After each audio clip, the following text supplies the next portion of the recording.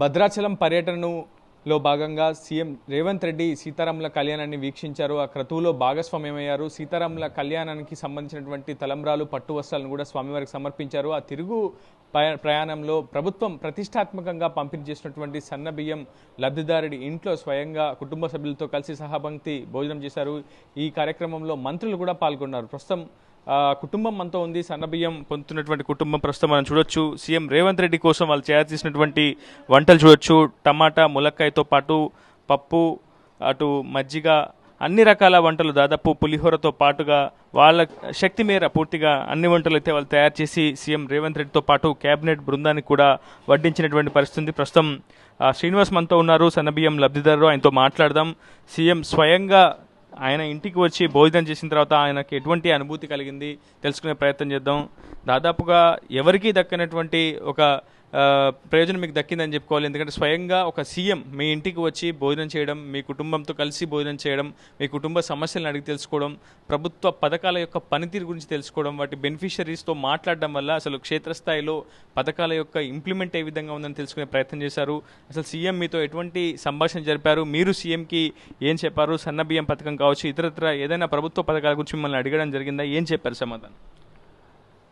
ఈరోజు సీతారాముల కళ్యాణం జరగటానికి సీఎం రేవంత్ రెడ్డి గారు రావటం అనేది ఒక అదృష్టం. ఏది సీఎం గారికి. ఆ రాముల వారి కళ్యాణానికి రావటం ఆయనకి అదృష్టం అయితే, ఈ సీతారాముల కళ్యాణం జరిగి సీఎం గారి కళ్యాణ మండపం వెళ్ళి మా దగ్గరికి రావడం అనేది మా అదృష్టం అని కోరుకుంటున్నాము.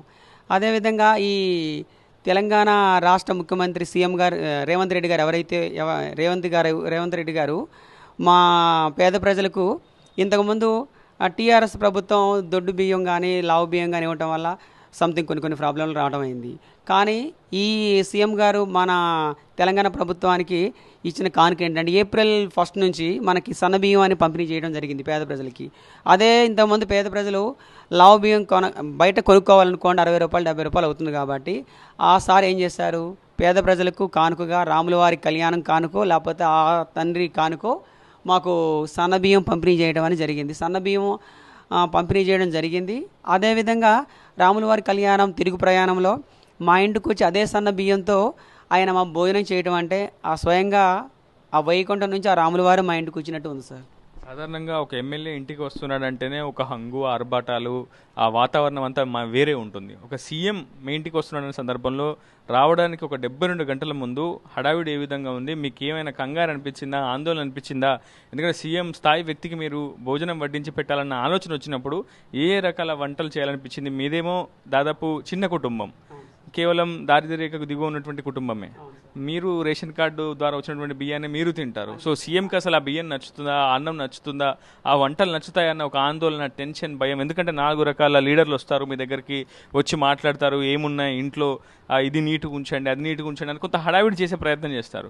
సో ఆ టెన్షన్ వాతావరణం ఏమనిపించింది? సీఎం వచ్చినప్పుడు ఆయన పలకరింపు కావచ్చు, ఆయన మిమ్మల్ని హక్కును చేర్చుకున్నటువంటి విధానం, ఆ తర్వాత భోజనం చేసేటప్పుడు మీతో ముచ్చటించిన విధానం చూస్తే ఒక సీఎం స్థాయి వ్యక్తి ఇలా ఉన్నాడేంటి అని ఏమైనా అనిపించిందా? ఇంత ఆప్యాయంగా ప్రేమగా మాట్లాడతారనిపించిందా ఏమైనా? ఒక మేనమామ తల్లింటికి ఎలా వస్తారో ఒక మేనమామ తల్లిదండ్రికి ఇంటికి వస్తారంటే అలా వచ్చాడు అనుకున్నా సార్. అంతేగాని ఒక సీఎం పదవిలో ఉండి సీఎం రేవంత్ రెడ్డి గారు అనే ఫీలింగ్ వల్ల ఇది లేదు. కుటుంబంలో ఒక పెద్దన్నలాగా వచ్చి మాతో మేము డైలీ ఎలా భోజనం చేస్తామో అందరితో మాతో మా పెద్దన్నే కూర్చొని తిన్నట్టు ఉంది. అదేవిధంగా చెల్లెలింటికి వచ్చేటప్పుడు కూడా శ్రీరాముల వారు పంపించినట్టు అమ్మకి పసుపు కుంకుమ వాళ్ళకి ఇయటం అయింది. అదేవిధంగా పక్కన ఉన్న సీఎం గారితో పాటు తోటి మంత్రులు ఎవరైతే చిన్న పేరు తెలియదు కాబట్టి పేరున అందరూ వచ్చి సమానంగా ఇంట్లో మనం బంతి ఎలా జరుపుకుంటామో అలా తిన్నారు.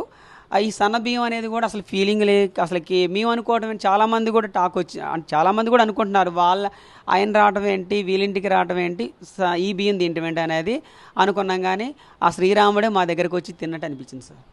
ఒక ఊర్లో ఉండే మనమే ఒక గిరిజన సామాజిక వర్గానికి సంబంధించినటువంటి ఒక సమూహము ఒక ఊర్లో ఉంటేనే మనల్ని వివక్షకు గురి కావడం, వీళ్ళు ఏంటి అని ఒక చిన్న చూపు కనిపిస్తుంది. కానీ సీఎం లాంటి వ్యక్తి నేరుగా మన ఇంటికి వస్తున్నప్పుడు మనలో ఒక టెన్షన్ వాతావరణం కూడా కనిపిస్తుంది. ఏదైనా చిన్న పొరపాటు జరిగితే ఏమనుకుంటారో, మనసు నొప్పించినట్టు ఉంటుందేమో, లేకపోతే ఈ కూరలు ఉప్పేస్తే ఇబ్బంది కలుగుతుందేమో, ఇటువంటివన్నీ కూడా అనుకుంటూ ఉంటాం. సో అసలు ఈ వంటలు మీరే స్వయంగా చేశారా? చేస్తున్నప్పుడు ఎంత ఆందోళన పడ్డారు, టెన్షన్ పడ్డారు? రేవంత్ రెడ్డి గారు అన్నం తిన్నాక తులసమ్మ అన్నం బాగుంది అని చెప్పినట్లు మనకు తెలుస్తుంది. ఏం చెప్పారు మీకు సీఎం గారు? బాగుందని చెప్పారండి. వంటలు బాగున్నాయమ్మా అని చెప్పారు. అన్న తర్వాత మళ్ళీ ఇక్కడ ఈ ఖమ్మం వాళ్ళు వంటలు బాగా చేస్తారు. అదే అంటే ఖమ్మం డిస్టిక్ వాళ్ళ అంటే వంటలు బాగా చేస్తారు.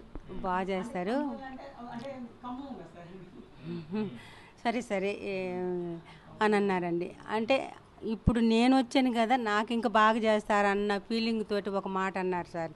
నాకైతే అదే అనిపించింది. వాళ్ళు ఖమ్మం వాళ్ళు అట్లా అసలే వంటలు బాగా చేస్తారు, ఇప్పుడు కూడా అట్లా చేస్తారు కదా అన్నట్టుగా అన్నారండి.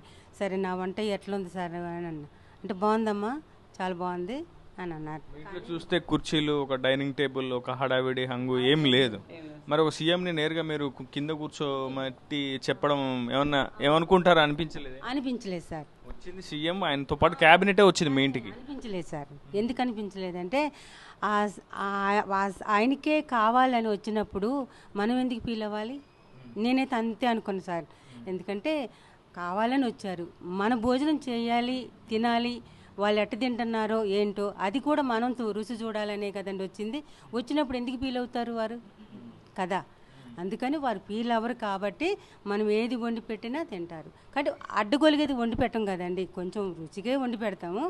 కాకపోతే వంటలు కుదురుతాయో కుదరవు అని కొంచెం టెన్షన్ ఉంది.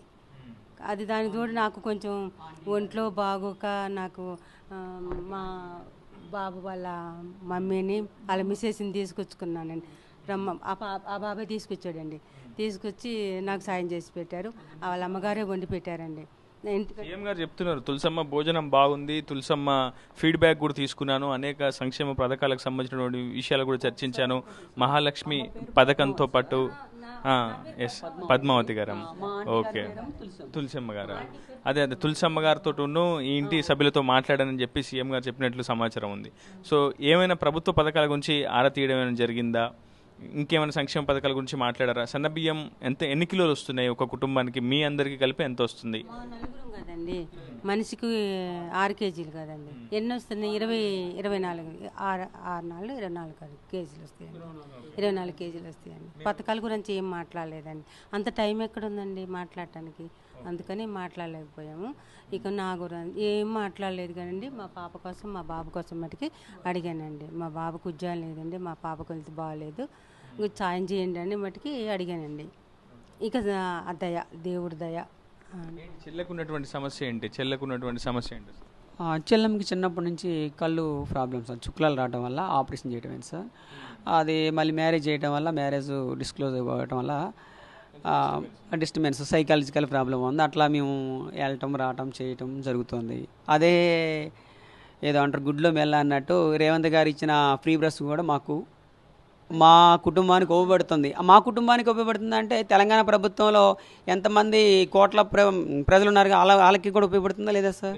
హాస్పిటల్స్కి వెళ్ళడానికి, రావడానికి, జిల్లా హెడ్ క్వార్టర్కి అది 2 నెలలకి 3 నెలలకి వెళ్తున్నాం కాదు, మేమే వెళ్ళాలి చేయాలంటే దాదాపు దాని ప్రయాణం అంటే మినిమం ఒక 5,000 10,000 లేదు కదా.